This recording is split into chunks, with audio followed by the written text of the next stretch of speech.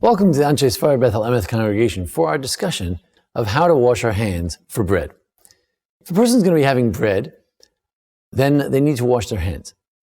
Now, if they're having less than a egg's worth, in other words, if you're having less than, let's say, 2 pieces of bread, you should probably wash without a bracha. If you're having, if you're going to wash, and you're going to make a bracha, then you should have a significant amount of bread, as an egg's worth of bread. If your ring has a stone in it, then you definitely need to remove it. Now, as we demonstrate, I will be talking. Of course, usually you don't talk when you wash your hands. It's particularly important not to talk from the time you begin the washing until the blessing is made. Never do we interrupt between a mitzvah and its blessing. Let's say you blow the shofar, and then you make a bracha before the blowing of shofar. You never interrupt in between those two things. Afterwards, it's also important not to interrupt between the washing and the eating bread. But that's actually less significant. The main thing is not to interrupt between the washing and the making of the blessing. Should you interrupt at that point, that could be a serious problem. If by mistake you talk after you wash your hands, as long as you haven't totally removed your mind from the idea of washing and remaining pure, then you do not need to recite the blessing again. So if we want to pour the water on our hands, we want it to cover all the way from our wrist, all the way to the very ends of the fingertips. In order to do that, we're going to need a significant amount of water. So it's good to fill up a nice big cup. If you use a small cup, this is going to be very difficult to do.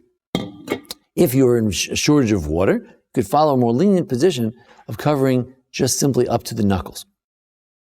So we do it as follows.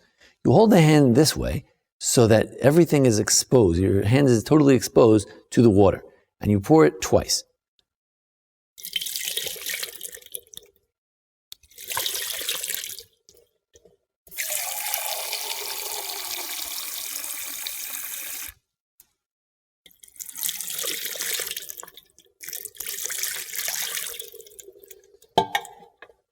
Hand is completely covered with water.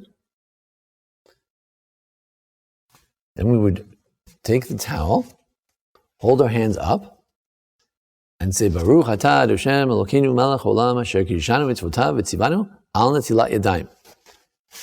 And then we dry the hands. You do not make a blessing while you're drying your hands. That wouldn't be proper. You should focus on the blessing. You shouldn't make a blessing after you dry your hands, because then it's completely over. Rather, you should make the blessing before you dry your hands. You also try to hold the hands up so that if there is any water, it falls down on your wrist and not the other way around. The water from above your wrist is impure, and you wouldn't want it to fall below the wrist and then to fall on top of the wrist. That would be improper. So we want to keep the hands up when we're drying our hands. You dry them, you remain silent, and then you've accomplished the washing of the hands.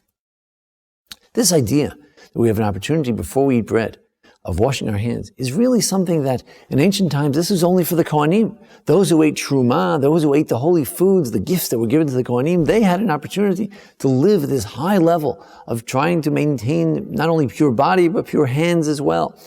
And we nowadays have an opportunity every day, every time you wash your hands, to be able to fulfill this concept of living in holiness. Kedoshim to you, to try to be holy. Every person has a chance to be a little bit like a Kohen as we wash our hands ritually before the bread.